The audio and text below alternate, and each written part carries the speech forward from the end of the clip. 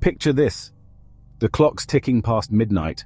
Rain is mercilessly lashing against the windows, the wind howling like a banshee in the night. The city that never sleeps? Well, it looks like it's finally getting some shut-eye. Except you and me, of course, because we're about to dive headfirst into the shadows, into the world that most people try hard to ignore. Buckle up, because tonight we're talking about the stuff nightmares are made of.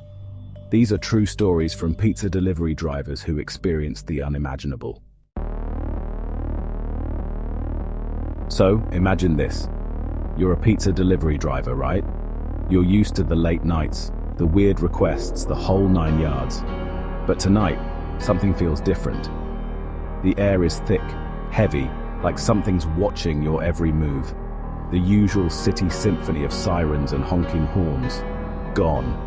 It's just you, the rhythmic swish of your windshield wipers battling the downpour, and an eerie quiet that seems to stretch on forever. You pull up to a red light, the glow from your phone illuminating your face. It's dead at the pizza place. Not even your manager wants to be there this late. You're about to call it a night when suddenly your phone buzzes to life. It's an order. You answer, expecting to hear a tired voice or someone ordering for a party. But there's nothing, just silence. You're about to hang up, thinking it's a prank call. But then, a voice, raspy and low, whispers into the receiver. 1 large pepperoni, extra cheese, 13th Street, Blackwood Manor, apartment 13. Click. The line goes dead. Blackwood Manor. You know that place. It's this creepy, dilapidated building on the edge of town, a place where whispers of strange occurrences and unsolved mysteries run rampant. A shiver runs down your spine. You glance at the address on your phone, then back at the rain-soaked street ahead. You could ignore the order. After all, it's late, and who delivers to Blackwood Manor at this hour? But then again, a job's a job, right? And tips are tips. You take a deep breath, put the car in gear, and head towards the address. The rain seems to be coming down even harder now, almost as if the city itself is trying to warn you. As you drive, you can't help but feel like you're being watched. Every shadow seems to hold a pair of eyes. Every rustle of leaves a whispered warning. The closer you get to Blackwood Manor, the more oppressive the atmosphere becomes. The streetlights flicker and die as you approach, plunging the already dark street into an almost suffocating darkness. You pull up outside the building. It's even creepier up close. The once grand facade is now crumbling and overgrown with ivy. The windows are dark, like empty eyes staring out into the night. Your hand trembles as you knock lightly on the door. The sound seems to amplify in the silence, echoing down the empty hallway. You wait, holding your breath, but there's no answer. You knock again, a little louder this time. Still nothing. You start to think that maybe no one's home, that maybe it was all just a prank. But something about the silence, the way the air feels thick and heavy, tells you that something isn't right. You push the door open a little further and peer inside. The apartment is dimly lit, furnished with old, mismatched furniture that seems to belong in a different era. There's a musty smell in the air, like old books and decaying wood. You see a figure sitting in a rocking chair in the corner, their back to you. They're shrouded in shadow, their features obscured. "Hello?" you call out, your voice barely a whisper. The figure doesn't move. You take a step closer, your heart pounding in your chest. "I have a pizza delivery for," you begin, trailing off as you finally get a good look at the figure. It's a woman. She's ancient, her skin like wrinkled parchment, her hair a shock of white. She's wearing a long black dress that hangs loosely on her frail frame. But it's her eyes that truly unnerve you. They're open, staring straight ahead, but they're completely white, devoid of any color or life. You take a step back, your breath catching in your throat. You've delivered pizzas to all sorts of people, but there's something about this woman that sends shivers down your spine. She's like something out of a horror movie, a creature of the night. "Mom?" You try again, your voice trembling. "Your pizza." The woman still doesn't respond. She just sits there, rocking slowly back and forth, her lifeless eyes fixed on some unknown point in the distance. You start to think that maybe she's deaf or blind or worse. You clear your throat, trying to break the unnerving silence. "I'm just going to leave the pizza here, okay?" you say, placing the pizza box on a nearby table. As you do, you notice something strange. The table is covered in photographs, dozens of them, all in black and white, all faded with age.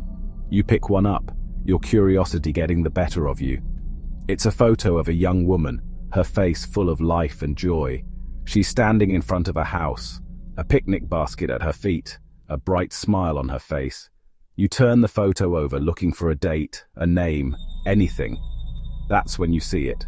Scrawled on the back, in faded ink, are the words, "Blackwood Manor, 1947. You recognize the house in the background. It's this very building. You flip through the other photos, your heart pounding faster with each one. They're all of the same woman, all taken at different times, but all with the same eerie backdrop, Blackwood Manor. Panic surges through you, a tidal wave of fear threatening to drown you. You scramble back, tripping over the fallen lamp, your hands flailing in the darkness. You can hear the old woman's raspy breaths getting closer, feel her icy presence closing in around you. Where's the door? You stammer, your voice cracking under the weight of terror. The old woman's laughter, a chilling cackle that seems to claw its way up from the depths of hell, echoes around you.